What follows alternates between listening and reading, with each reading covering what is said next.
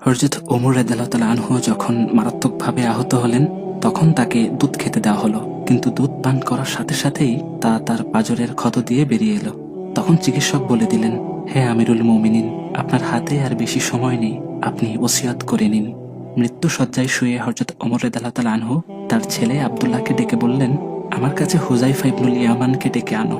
হুযায়ফা ছিলেন সেই সাহাবী যাকে রাসূলুল্লাহ সাল্লাল্লাহু আলাইহি ওয়াসাল্লাম মুনাফিকদের গোপন তালিকা দিয়েছিলেন।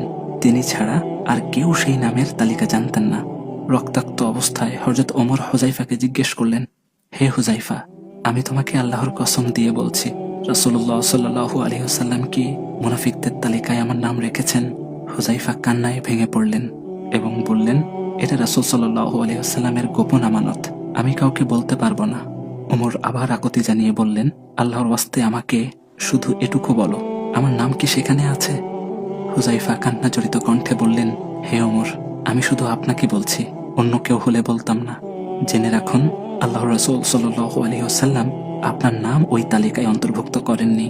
এরপর ওমর রাদিয়াল্লাহু তাআলা আনহু একটু শান্ত হলেন এবং ছেলেকে বললেন, আমার একটি শেষ ইচ্ছা বাকি আছে। আমি রাসূল সাল্লাল্লাহু আলাইহি ওয়াসাল্লামের রওজার পাশে দাফন হতে চাই। তুমি মা আয়েশার কাছে যাও এবং তাকে বলো, ওমর তার দুই সাথীর পায়ের কাছে কবরস্থ হওয়ার অনুমতি চাইছে।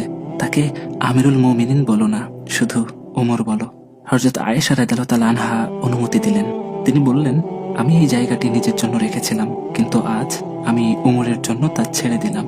আব্দুল্লাহ ফিরে এসে সুখবর দিলেন। তখন ওমর তার গাল মাটির সাথে মিশিয়ে দিলেন। ছেলে তার মাথা কোলে তুলে নিতে চাইল, কিন্তু ওমর বললেন, ছেড়ে দাও, আমার গাল মাটিতেই থাকতে দাও। ধ্বংস ওমরের জন্য, যদি কাল আল্লাহ তাকে ক্ষমা না করেন। মৃত্যুর আগে তিনি তার ছেলেকে এক কঠিন ওসিয়ত করলেন। তিনি বললেন, আমার জানাজা যখন পড়ানো হবে, তখন হুযায়ফা ইবনুল ইয়ামানের দিকে নজর রাখবে। যদি সে আমার জানাজায় অংশ নেয়, তবে বুঝবে আমি মুনাফিক নই। তখন আমার লাশ রওজা শরীফের দরজায় নিয়ে যেও এবং আবার অনুমতি চাইবে, কারণ হতে পারে আমার জীবদ্দশায় লজ্জায় পড়ে অনুমতি দেওয়া হয়েছিল।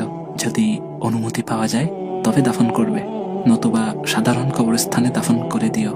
জানাজার সময় আব্দুল্লাহ দেখলেন হুযায়ফা জানাজায় শরীক হয়েছেন। এতে তিনি আশ্বস্ত হলেন।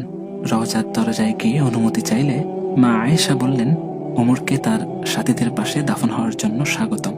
সুবহানাল্লাহ। যাকে রাসূল সাল্লাল্লাহু আলাইহি ওয়াসাল্লাম দুনিয়াতেই জান্নাতের সুসংবাদ দিয়েছেন এবং যার শাসনে অর্ধেক পৃথিবী চলত, সেই হযরত ওমর রাদিয়াল্লাহু তাআলা আনহুও আল্লাহর ভয়ে এবং মুনাফিক হওয়ার আশঙ্কায় কতটা ভীত ছিলেন, আর আমরা পাপে ডুবে থেকেও কতটা নিশ্চিন্ত।